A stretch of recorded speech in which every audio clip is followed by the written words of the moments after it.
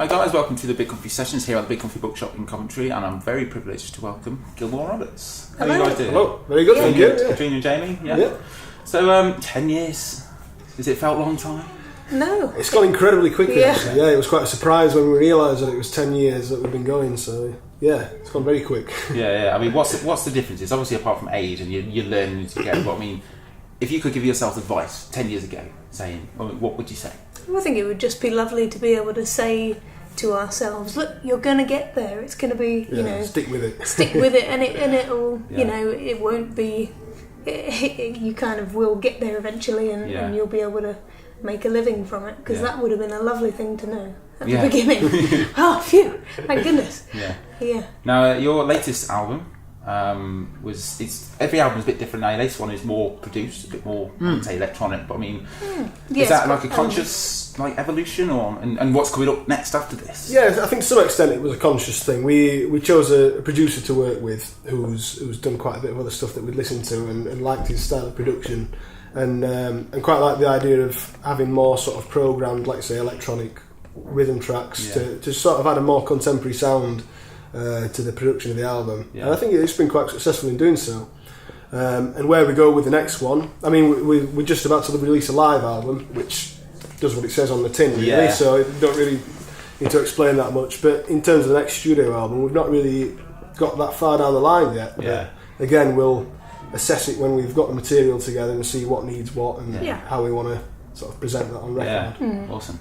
Well, the album's been on the shop constantly since it was released about a year ago now. Is it right.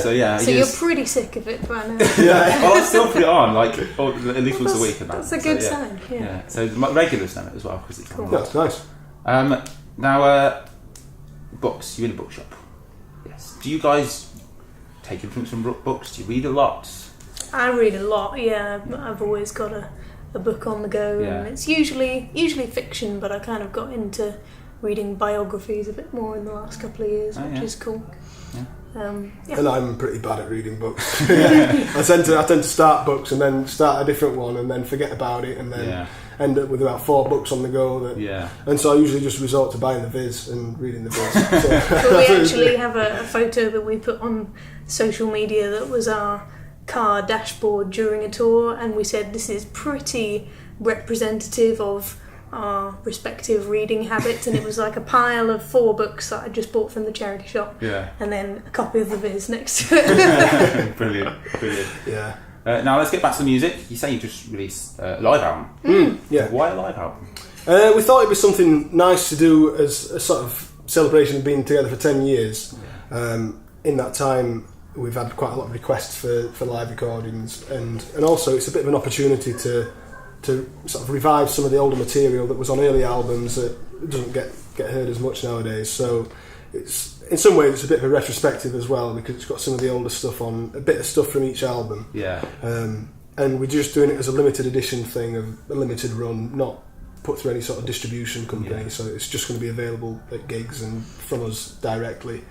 So it just makes it a bit more special, really. So and it was also kind of a challenge to do a live album, because I think we're both slightly a bit perfectionist. Okay. So it's hard to go, I'm happy with that. There are some mistakes, but it's fine.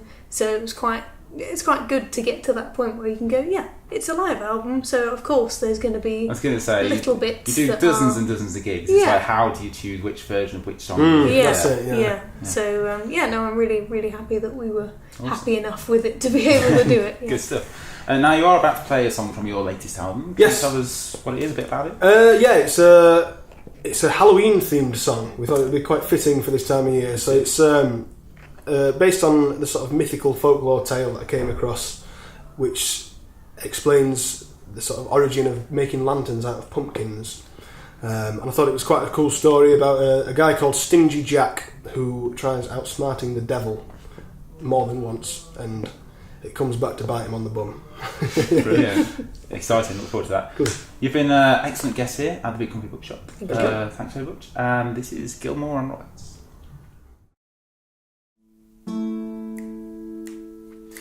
Jack, you knew the day that you ever picked me for a trick to play. Jack, your price to pay.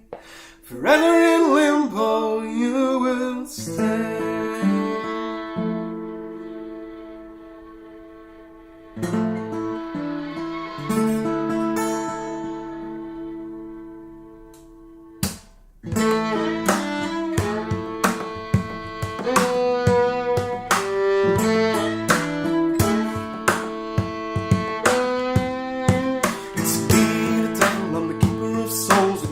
Dark eyes like bullet holes. I've come here now to tell to thee of Stinky Jack getting the better of me. He was a scallywag who drunk with the thieving swine, but Jack fooled me for the first time. An Irish town back long ago, when I come up top to bring him down below. Final wish for pity's sake, grant him all sorry songs I take. It's one of Jack's my first mistakes. Called around the fields and walked into a coin to signal on the costume. Stuck me into putting himself across. Strength to power, then he had me to loss unless I spent another 10 years. So Jack, you'll rue the day that you ever picked me for a trick to play. Jack, you're the price to pay. Forever in limbo, you will stay.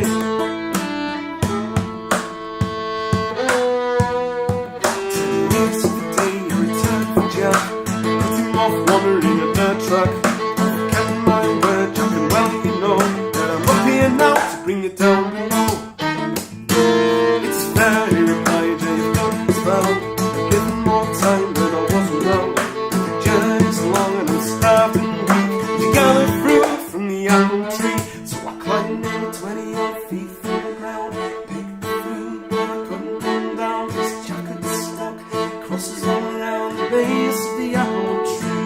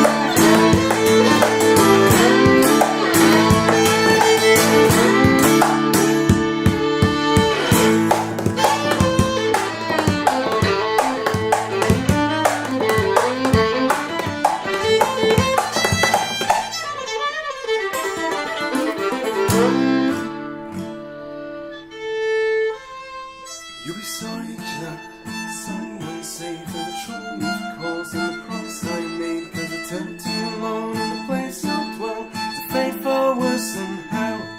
You'll be sorry, Jack, sorry I say for the trouble you've caused and the promise I made, cause I turned too alone in the place you'll dwell, to fade far worse than hell. So, Jack, you'll rue the day whoever picks me for a trick to play. Jack, you're the price to pay. Forever in limbo,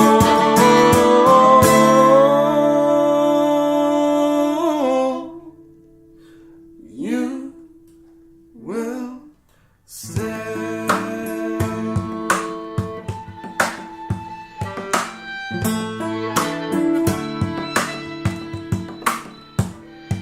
It's me, the devil, I'm the keeper of souls, with my deep dark eyes like bullet holes. Hell like if you were constant flame, putting a pumpkin to light your